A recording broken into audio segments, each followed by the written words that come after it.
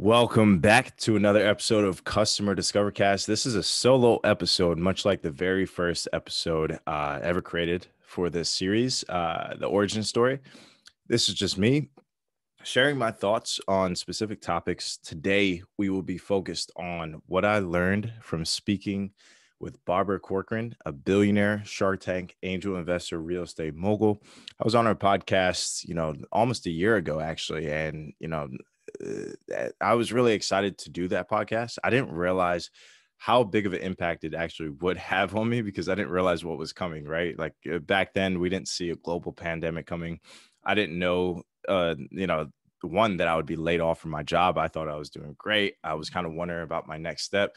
Little did I know that I thought, I would be taking kind of a massive step back, kind of, snakes and ladders, kind of going down all the way back to square one. So, yeah, let's dive into it. So, we'll start with kind of how I got onto the show. So, Barbara Corcoran started what I believe is called 888 Barbara. I believe it's a show where you call in and she answers. And I never really called in. You basically just fill out a form.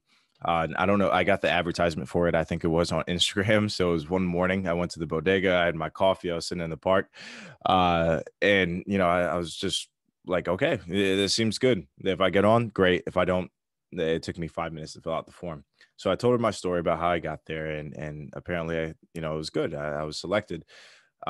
So then couple maybe weeks later, maybe a month later, they contacted me and said, okay, it's going to be this week at Wednesday. We want you to find a good place, good recording space, and we're going to do a Skype call.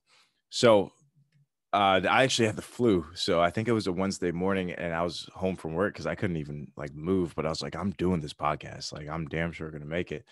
So I drank a cup of coffee or something. I was like, regardless of how tired I may sound, I'm going to make this work.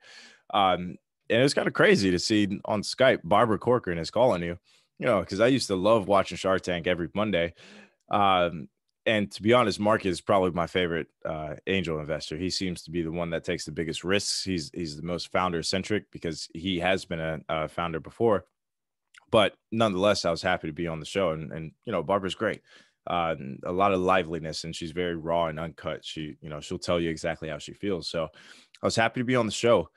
And it was amazing. She came on and she was like, tell me a little bit about yourself. So I walked kind of through my story, which many of you guys know. I read a lot of books. I started Fantasy of Fit with money from graduation, and I was happy that did mildly successful. Like I was able to pay some bills with it. And all in all, like my personal training business did pretty good. I was happy with the success from that. And that's what ultimately got me that job up in New York, working for, I read in Entrepreneur Magazine, the Elon Musk of the fitness industry. He saw what I was doing with Fantasy of Fit, and that's ultimately why he invited me to he initially invited me to work for him in Miami. I said, no, I'd party way too much. He said, what about New York? I said, hell yeah, let's go. So, I told her that, and, she said, I told her that I was reading a ton of books and I was like, I don't know what to do. Like, I feel like I've learned so much, but I don't know how to apply it. It's not really relevant to what I'm doing right now. Because in the fitness space, it's like, great. You're learning about technology and Scrum and agile methodologies and, customer discovery and all that. But you can apply it to a certain extent with what you do. But, I realized that I was kind of barred in terms of the freedom I had to experiment. Right. So what she said, and I'll never forget this, I forgot a lot of the details in that podcast, but I'll never forget this. She said, Ethan, and it was almost like she had rehearsed this. I don't know. Obviously she hadn't, because I hadn't told her about how I read all these books and, I'm trying to find my direction. But she said, it's time for you to put down the books. It's time for you to start writing your own story. And I just took a second, and I don't know if it was because I had the flu, and I was just like, but I was amazed. I was like, whoa, like no one's ever told me that before. Everyone's like, oh, cool, you read books, like whatever. But I was like, okay, that makes sense, because it's almost like analysis paralysis. Like back then, I would just plan and strategize, and I always have my notebook, like as you see right here. I take notes religiously. I hit my mic, but I take notes religiously. I fill up these notebooks. I could probably write 10 books now with all the notes I take from the books I read and now from the experiences I have. But I would plan religiously and I would just never take action. I would say like, oh, that would be so cool. Like, let me take notes on this book. I know so much now. And looking back, that's a vanity metric. It's cool to learn. It's great to learn, right? You always want to gain as much knowledge as possible. I believe that's a responsibility as humans to learn as much about the world and potentially the future, and of course the past. I'm not the biggest fan of the past. I think it serves its purpose to learn lessons, but I love the future. I'm always going to be future oriented. Uh, and it's kind of like a moral responsibility to educate yourself, and that's great. It gives you kind of that rush of dopamine when you learn something new, but really and truly, it only becomes life changing if you take action on that knowledge, right? And that's ultimately what that day taught me, because after that, immediately after that, actually, because I had the flu back then, but when I recovered, I actually made kind of that was in, I actually think that was 2019. So that was before yeah, that was 2019. So I was setting new goals for myself to take action. And back then, that's what got me into software development. I started with iOS development classes. I would try to code apps in Xcode and Swift onto my mobile, onto my iPhone. What am I trying to say? And that was a whole new world to me, because I had come from the fitness, environment where it was very non-technical. Programming was making up workouts for people, but I was starting to develop apps, and I was like, this is a whole new way of thinking. It's very logical, and it's very like yes or no. There's not much room for subjectivity, and does it work or does it not work? And I love that. I love that clarity around writing software. But ultimately, that was a stepping stone. I didn't realize that, but I became kind of addicted to it. I would start, on I would take Uber rides to work and back, and I'd be coding in Mimo, which is a really cool, like, gamified app for learning how to code. And on my Apple, or on my iPad, I would be on I forgot what's Code with Swift. It's kind of like also a gamified version of Code in Swift. And I would go to Apple on Fifth Avenue, I think it was, like their trademark Apple store had, they have Apple classes or sorry, they have Swift classes where they teach you how to code, or they teach you how to use their AR kit, which was, it was incredible to do that. That showed me, I felt like a little kid, man. I was there with other little kids, sometimes with adults as well, but the teacher would teach. I'm like, teach me how to do this. I want to add some movement to this little made up Apple branded character that I can teach how to move and imply functions on them. It was just so cool, man. Like, if you guys know me, you know that I love Apple. Like, the first time I really found my direction in life was when I was a sophomore in college, and I picked up Walter Isaacson's biography on Steve Jobs. And that was a book that my uncle gave me, like, back in that Christmas. And he did. I don't even think he expected me to read that book, but I did. And these are the dots that kind of formed my direction in life. But yeah, it was incredible. So I'm a big Apple fan, and to be able to learn how to code through Apple was incredible. I'm a big advocate for that. You don't have to be in New York to go to those. They have them everywhere, right? So don't think that it's exclusive in that nature. It's very inclusive. But in terms of what Barbara taught me, I mean, it was to take action. Whenever I learned something new, it should never just stop there. Like, I read a book and I learned something. No, take action, right? And then I learned about machine learning. So I do my Hello World, which is the Hello World of machine learning, is linear regression. So then I would learn, how to predict the future pricing of houses based on Boston housing pricing data from 1970s. I would learn about housing criteria and what went into it. And it was actually really alarming in some cases, because to a certain extent, of course, it was like clean air, proximity to water, school system quality. And then there was like some sketchy stuff, which was like quantity of African Americans in the area. I was like, whoa, that doesn't seem fair at all. Like, that's kind of alarming. And this was in my Hello World document. I was working on an Anaconda Navigator. So I also learned a little more than I expected to learn within that project, but it was incredible. It shows me a whole new world of life. And I started taking action every time I learned something. So let's fast forward a little bit, right? Because little did I know, the March 14th, so 3 months after 2020, I would be laid off from my job. City shut down because of COVID. And I'd worked really hard to get up to where I was. And I didn't realize that it was time to start over. Like, I took a train back home, not really bringing much home with me because I was like, oh, okay, I'll take a little break, maybe a month, and I'll come back. Company went under. It was over. I had to take another train back up to New York to move all of my stuff from my apartment back home to my parents' house, where I am right now, right? And I had to start from scratch. I had to leave some of my stuff up there because I wasn't going to leave my books up there. So I left clothes and shoes up there just so I could fit mine. All of these. I'm always surrounded by them. They're in the background too. And they're heavy as hell too. Holy shit! I had to cross over to Penn Station with 2 of these suitcases, but it's all good. We successful recon mission. I brought all the books back. So what do I do next? Right? I thought about Barbara Corcoran's book, and I decided to take action. Back then, I went and started marketpain.co, a 2-sided platform for software developers to post their early stage MVPs to potential early adopters. And in exchange for feedback, there could be a transaction of micro equity and micro funding. I spoke to Evans McMillions, who's the head of 757 Accelerate, a local massive accelerator group.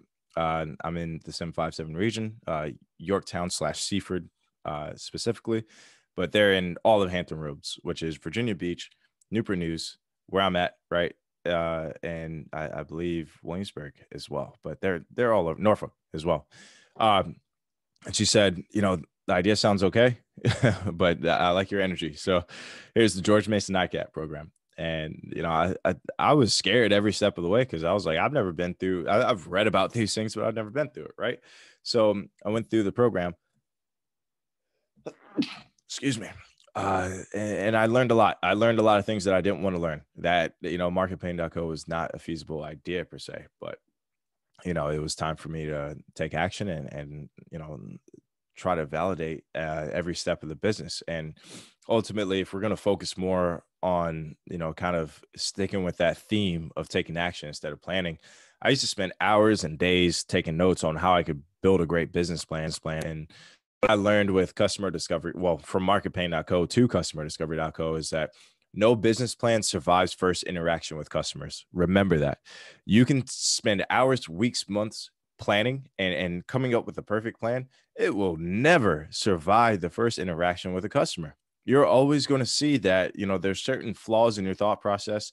There's certain things that, you didn't account for with the end consumer, or certain opportunities that you couldn't have forecasted because, ultimately you're creating this for a certain target demographic, even if you're creating it for yourself, because I am creating this business for myself. I would love to use customerdiscovery.co when we launch. This is why I created it. It solves a massive problem. 92% of early stage entrepreneurs fail. And, the most cited reason is because they fail to identify a market need and they run out of money in the process. I've run into this issue. We just became, I wouldn't say, well, I think we are actually profitable within the first month with our first client, but it's been 11 months since then. It's now March 2nd as of the day I'm recording this. And like I told you, I was laid off March 14th. So it's been almost a full year of me not receiving a single paycheck, spending money each month, because I try to compensate people. I have to pay for the software, obviously, because I'm not going to make them pay for that, right? So I had to spend legal fees. I have a lawyer. I have a website, hosting fees, all that. So I run into that issue myself. But one thing that I realized is that it's so important. It's probably the most important component of starting an early stage business is to speak to the people you're creating it for. And that's customer discovery. You're discovering your customer, who they are, what their pain points are, what do they have in common, what are the opportunities in the market, and basically turning user research data points into product development insights. And that's piggybacking off of what I learned with Barbara. It's so important to take action rather than planning, because the time that I would spend planning a business plan or planning any feature set, I spend maybe 30 minutes creating my pitch, right? Creating like what I'm going to be asking this customer, right? What I need to say to clearly communicate my thoughts that I want to be validated, this experiment that I'm looking to receive some kind of data from. And I spend the rest of the time going out and speaking with people, going out and getting facts from the marketplace. So I speak with about maybe 30 on average, probably sometimes it's more, but maybe about 30 founders, potential customers each week. And over time, they used to laugh at marketpain.co and laugh at the early stage customer discovery.co because they were like, this will never work. This is ridiculous. And then through with our designers building out our prototype and validating literally each screen and making sure it is something that will be of value to them, we really realized that um, every time we think that we need to create a certain component to the site, we need to first consult with the people that we're building it for. And every time we do that, we spend a lot more time making sure that we're building something that is of value versus spending time and money on product development and then realizing that it's all a complete waste. So we're much more efficient because as an early stage startup, speed is our number one advantage. We have to move as quickly as possible because the bigger people actually do have their eyes on us, by the way. I don't know how much I'm allowed to say, but people at our bigger competitors, one was supposed to be on our board, and another, what was I going to say? Another reached out to be a co-founder. Someone very high up at adjacent competitor reached out to be a co-founder of ours. So they are aware of us to a certain extent. I don't know how much. And I hope that we aren't directly competing with them, but if we are, it is what it is. It is what it is. And we're going to compete and we're going to be the most customer centric version of this business model because I am an early stage founder. If there's anything I could do for the rest of my life, it would be helping early stage founders turning their ideas into reality with a very structured and scientific approach. We're creating this platform with a software matching algorithm and a native video call feature and eventually a predictive prescriptive analytics framework to help you better quantify the feedback you receive into how to, turn that into a product of value, something that people will pay for, right? And on the early adopter side, we want you to have a marketplace to where you join and you can see some new and exciting technology that is highly relevant to you, something that you would want to use, and you have a chance to mold it. You have a chance to help this founder create it so that it's of maximum value to you when it is launched, right? And that's the most tricky side, by the way. I planned and planned, like I told you guys about what would be valuable to early adopters, but I had to go out and speak to them to make sure I have to validate that side of the marketplace. We validated it from a founder's side. They love it. But then what I didn't realize is normally when I would go and plan and say, okay, early adopters will find value, this will find that, those are all assumptions, right? I have to turn those into hypotheses. How do we go out and speak to early adopters and say, validate that this is something that they would also find value from. And from going out and speaking to them, I learned so much, man. I learned that one, when they first joined, they don't even really want to be paid. They want to do a first couple interactions and they don't want to have to enter their bank account information. They want to speak with founders and they want to see what's out there. And then ultimately, eventually, they'd want to be paid for their feedback. So we incorporated a ranking system based on that so that they could just try out the app, give feedback, and based on a certain amount of successful reviews on their feedback, they could then basically be a level 1 idea validator, level 2 idea validator. They can rank up and earn more money for their time, similar to Fiverr. So it's been incredible. Really switching my ideology from playing it safe and learning about what other people have done, right? Because knowledge is it's really hard to explain this, right? I haven't rehearsed this, but when you read books, read textbooks, take classes, you're ultimately learning about what other people have done, right? And you're establishing a framework for decision making. That's really what knowledge is at its most fundamental level, like foundation, right? Level 1 tier level knowledge. You're learning kind of a framework for how to make decisions. But ultimately, the goal is to be able to independently make decisions based on your own established framework from your own experiences mixed with that knowledge from industry leaders as well. So you never really get to that higher stage until you go put yourself out there. So it begs the debate, is it more important just to go out there and go gain that experience, or mix the two, a hybrid approach of learning so that you kind of I don't know, you don't make the smaller, more, skippable mistakes, right?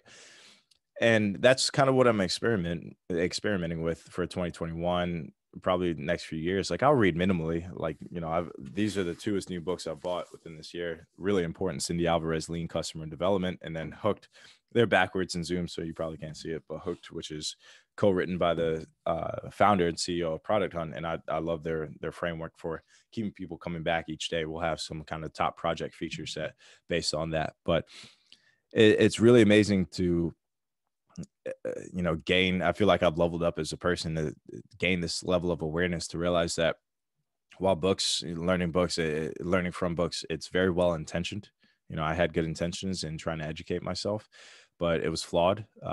And I've gained this level of awareness to realize that it's you got to get out there. You got to go do things. You got to put yourself out there, make mistakes. I get told no so many times. I've been shut out, virtually laughed out of the Zoom room, right?